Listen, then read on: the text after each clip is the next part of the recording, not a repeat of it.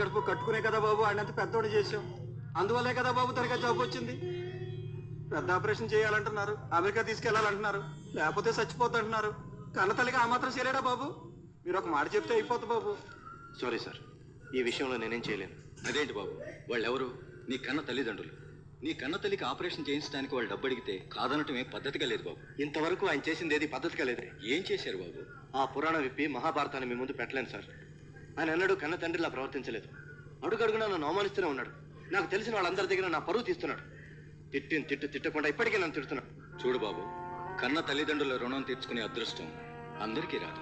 ఆ అవకాశం నీకు వచ్చింది, రుణం తీర్చుకో. సారీ సార్, మీరంటే నాకు చాలా గౌరవం ఉంది.